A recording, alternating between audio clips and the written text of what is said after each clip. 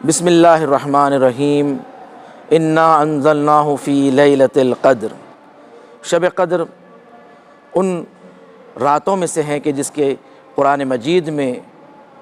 قرآن مجید کے نزول کی رات قرار دی گئی ہے۔ شہر رمضان الذی انزل فیہ القرآن، وہ مہینہ کہ جس میں قرآن نازل ہوا ہے۔ لیلۃ القدر خیر من الف شہر، کہ وہ شب کہ جو 1000 مہینوں سے افضل ہیں، کہ جو ماہ مبارک رمضان میں وہ شب قدر واقع ہوئی ہے۔ تو شب قدر کی بڑی عظمت ہے۔ شب قدر کو 3 راتوں میں بتایا گیا ہے روایات میں، شب 19ویں، شب 21ویں اور شب 23ویں شب۔ جب چھٹے امام جعفر صادق علیہ السلام سے پوچھا گیا کہ مولا ان تینوں راتوں میں سے کون سی شب قدر ہے، تو امام نے فرمایا کہ یہ تینوں شب قدر ہے، اس لیے کہ پہلی شب میں تمہاری تقدیر لکھی جاتی ہے، دوسری شب میں تمہاری تقدیر معین کی جاتی ہے، اور تیسری شب میں تمہاری تقدیر پر مہر لگائی جاتی ہے۔ تو اس لیے تینوں شبوں میں اعمال بجا لانا مومنین کے لیے مستحب ہے کہ تینوں شبوں کا احترام رکھیں۔ اگرچہ شب 19 اور شب 21 ایام شہادت سے مصادف ہوتی ہیں، مگر مختصر سے شب قدر کے اعمال ہی صحیح مومنین کو چاہیے کہ شب قدر کے اعمال بجا لائیں، اس لیے کہ اہل بیت علیہم السلام نے ان تینوں راتوں کی تاکید فرمائی ہے۔ اگرچہ کہ زیادہ مشہور اور شہرت آخری رات یعنی شب 23 سے متعلق زیادہ روایت ملتی ہے کہ جو مومنین بڑے پیمانے پہ 23ویں شب کو شب قدر کے اعمال انجام دیتے ہیں۔ یقیناً شب قدر وہ رات ہے کہ جو انسان کی 1 سال کی تقدیر معین ہوتی ہے، یعنی اس کا رزق، اس کی اس زندگی میں حیات باقی رہے گی یا نہیں رہے گی، اسے اس سال میں حج نصیب ہوگا یا نہیں ہوگا، زیارت نصیب ہوگی یا نہیں ہوگی، اس سال میں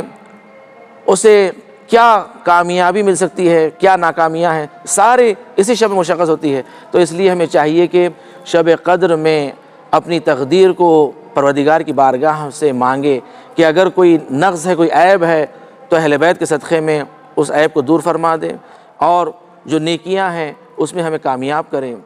یقیناً شب قدر ایک ایسی شب ہے کہ ہمیں موقع ہے، مہلت ہے کہ ہم اللہ کی بارگاہ میں ہم معاملہ کر سکتے ہیں، اور یقیناً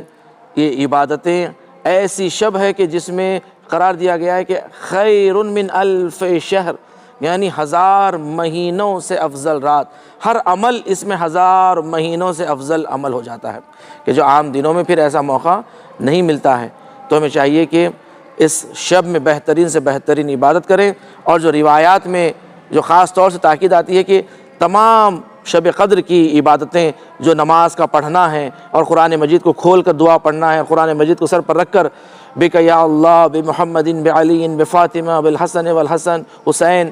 پورے 14 معصومین کے ناموں کا واسطہ دے کر اللہ کی بارگاہ میں جو ہم اعمال انجام دیتے ہیں، وہ سب اپنی جگہ پر بڑی اہمیت کے حامل ہیں، مگر ساتھ ساتھ جو عمل کی تاکید آئی ہے وہ ہے تفکر، فکر کا کرنا، کہ تفکر ساعۃ خیر من 70 سنہ، یعنی ایک لمحے کا تفکر 70 سال کی عبادت سے افضل قرار دیا گیا ہے۔ تو انسان کو اس شب میں کچھ وقت رکھنا چاہیے کہ سوچنے کے اوپر، غور و فکر کرنے کے اوپر، کہ اللہ کے بارے میں سوچیں اور اہل بیت علیہ السلام کے بارے میں تفکر کریں کہ اللہ نے ہمیں کیسے ہادی نصیب کرے ہیں، کہ ہم کتنے خوش نصیب ہیں کہ ہم آخری وقت کے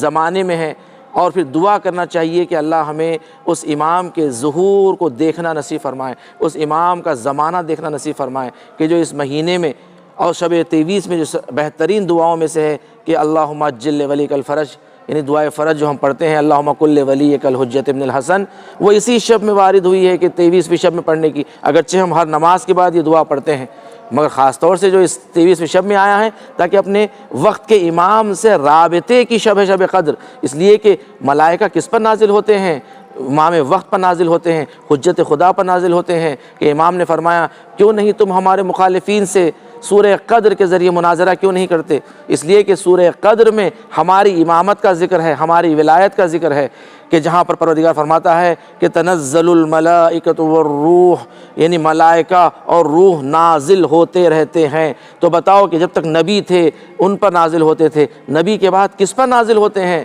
ہم اللہ کی حجتیں ہیں، ہم پر یہ ملائکہ نازل ہوتے ہیں، ہم پر روح القدس نازل ہوتے ہیں جو ساری تقدیریں لے کر آتے ہیں۔ تو یہ امام کی رات ہے، امام وقت کی رات ہوتی ہے، تو امام کے ساتھ اپنے رابطے کو برقرار کریں۔ یقیناً اللہ ہماری ان عبادتوں کو اہل بیت کے صدقے میں قبول فرمائے، آپ سب کی عبادتوں کو اللہ قبول فرمائے۔ والسلام علیکم ورحمۃ اللہ وبرکاتہ۔